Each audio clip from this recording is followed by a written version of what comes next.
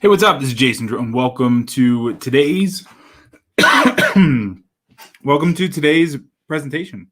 GSD Daily, episode number 94. You know this is live because I just coughed in the middle of it. But anyway, so today we're going to talk. Well, this week we've been talking about content marketing and how content marketing drives sales in your business, regardless of what you sell, whether it's services or physical products or digital products or, e-com, whatever. You can sell more by putting content out.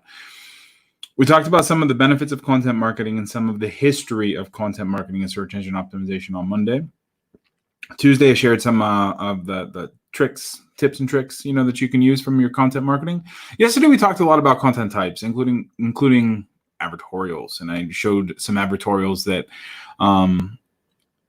we run traffic to, that other media buyers run traffic to, and why advertorials are great from a bridge page standpoint. And today, we're going to talk about content marketing tactics that boost engagement. So these are just some simple things that you're going to do inside your blog post and inside your content that is going to help you get more traffic, number one, and engage with more prospects, number two, because your content is oftentimes, it's the thing that sucks people in. So it's always content in one form or another. So it might be a video a live stream you do. It might be a blog post that you write. It might be an advertorial that you send traffic to. It might be an ebook or something, that people read, or a Kindle book or whatever. It's always a piece of content. In the absence of having of them learning about you and you being up on stage, or you being, out at a networking group, or in the absence of you, there is content. And that is the thing that sells people into whatever it is you're doing. So that is why content is so important. Now, my name is Jason Drone. For those of you who don't know who I am, every day we get a bunch more people who are watching these live streams. I created doneforyou.com. We specialize in building sales funnels, creating offers, and doing marketing automation and driving traffic to grow businesses online.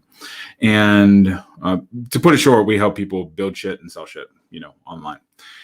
And content is always a big part of that, So today's article that we're going to be digging through is here. So I'm going to throw this up on the screen.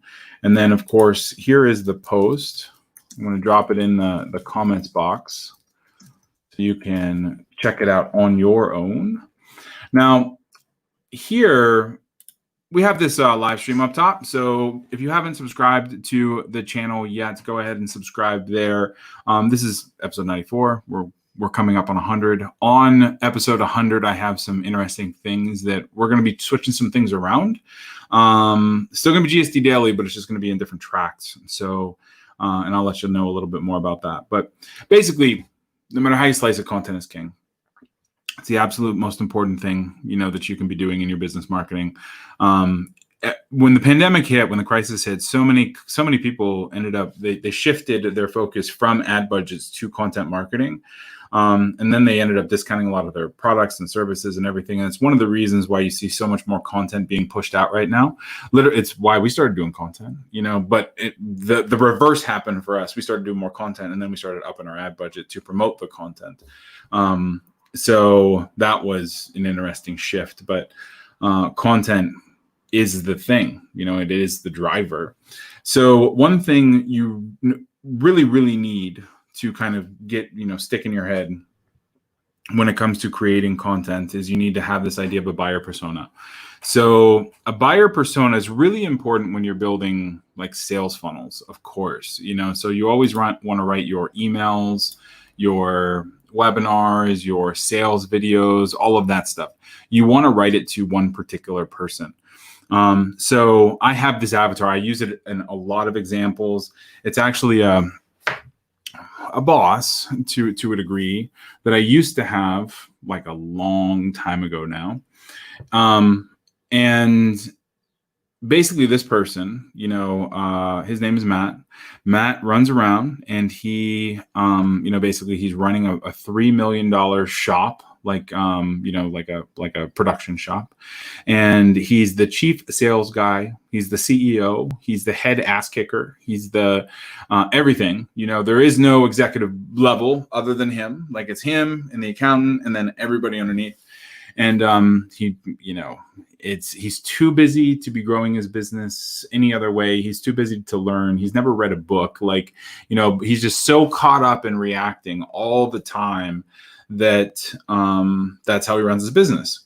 So this is literally the person that I write to, this Matt, every single time I'm writing a local B2B sales letter or email or blog post. If I want to hit that person, then I write for Matt.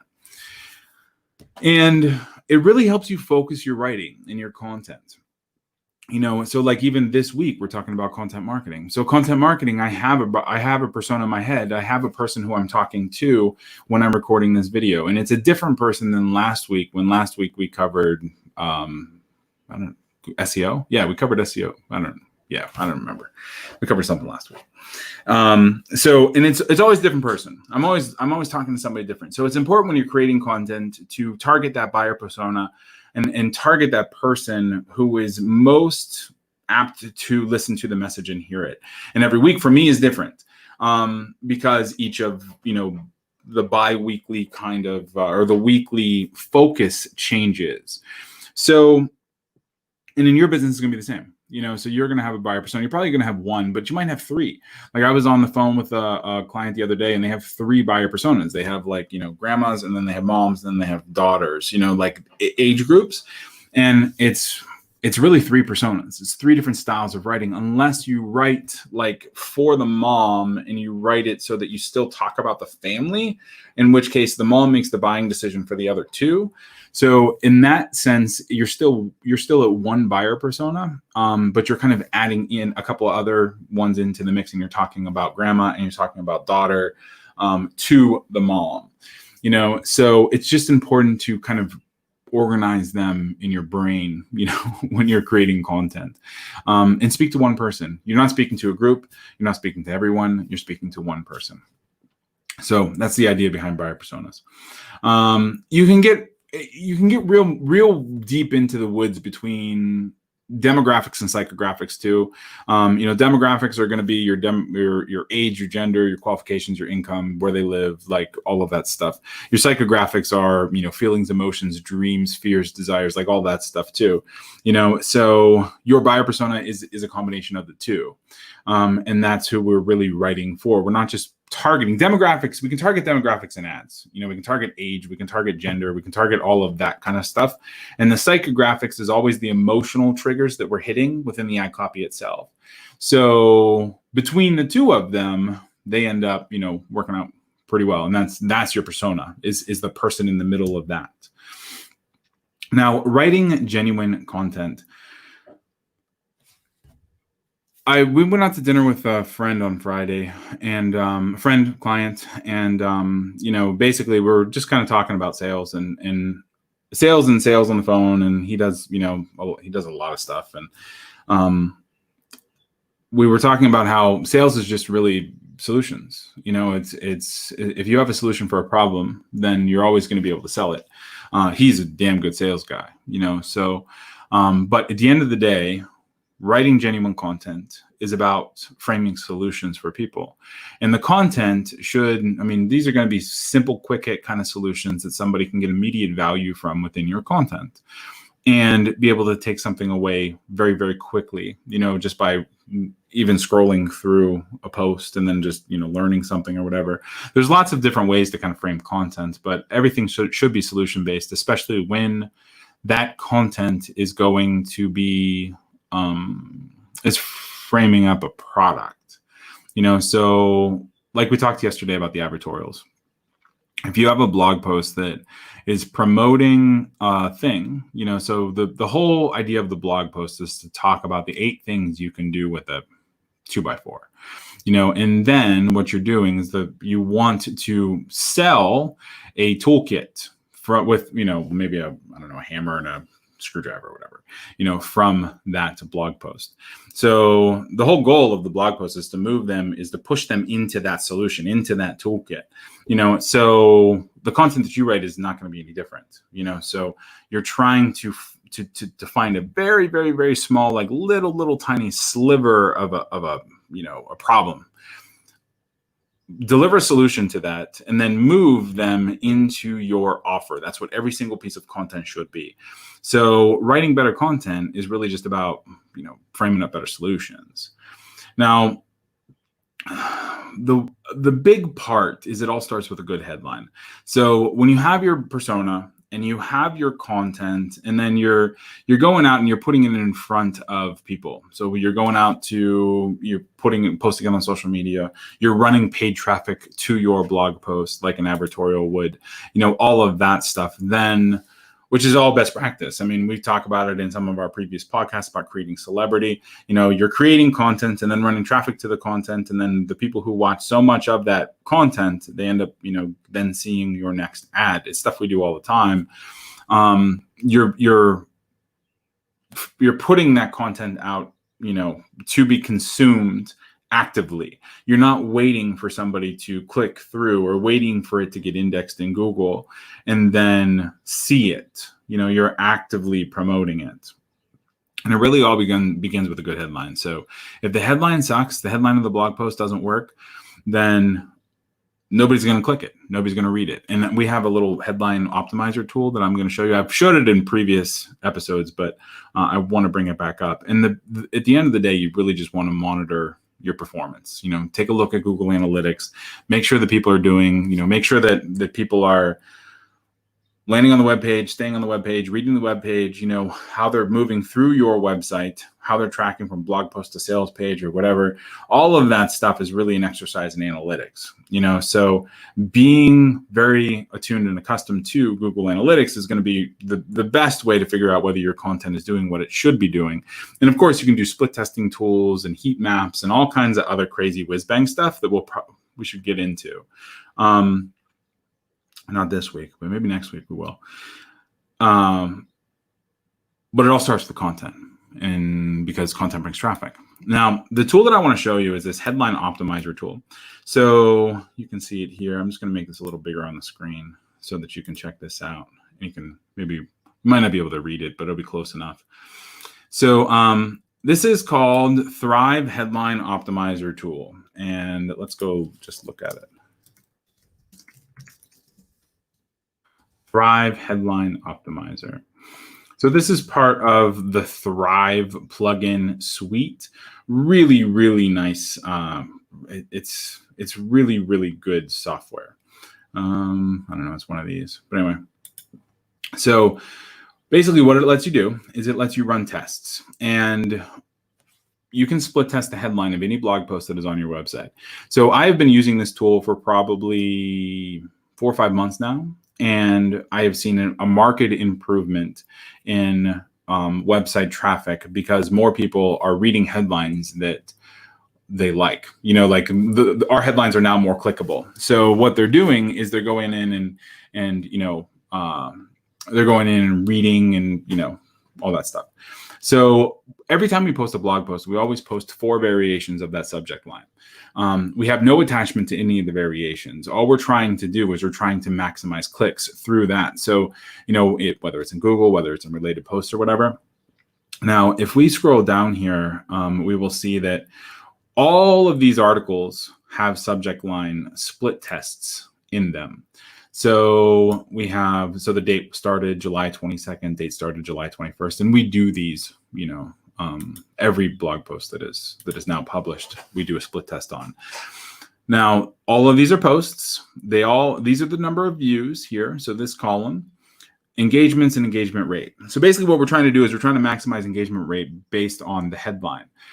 I usually just let it run until it has like 75 or 80, 75 or 80 engagements, so here's one that has like 62. Here's one that has 373. Let's see. Here's one that has 143. So some of these are, we're pretty diligent about logging in and like deactivating the ones that kind of cross those thresholds. I can't remember when the last time we did this, but basically I'm just going to go in here and I'm going to open up this guy, which has had 143 views and 38 engagements. And then I'm going to check out this one, which has had 90 views. And actually, that's not a good one because it doesn't look like it has had any engagements. There's this one, which is 373 and 146 engagements. And then here's one, 47 views, 8 engagements. So we're going to take a look at this one too. Basically, this software just runs in the background. All it's doing is split testing different subject lines. You can have as many subject lines as you want in here. Our rule of thumb is to have 4 or 5. And what happens is you get a graph like this.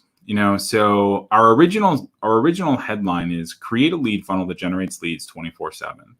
And then this one looks like it was winning, or this one looks like, so we have a percentage improvement of negative 27.61.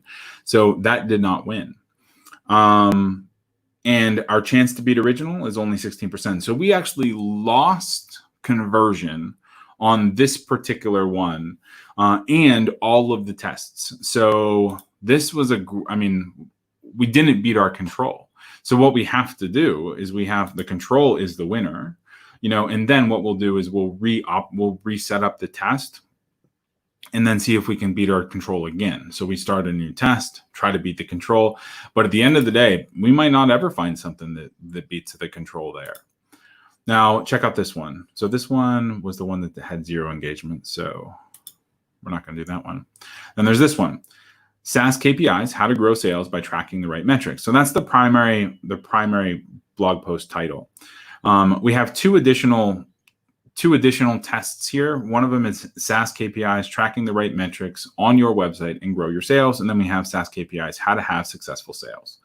The winner, surprisingly, is this yellow one. So it just barely overtook the red one. So what we're going to do is we're going to stop this test. We are going to choose the winner. That's going to lock in the winning subject line. And then if we want to retest, we can always just start up a new test and try to beat the control again. So we're constantly working on finding the better headlines for our blog posts. And it's not even work. We're just setting it up, letting the test run, and then we're going from there. This one looks like it all sucks except for that top one.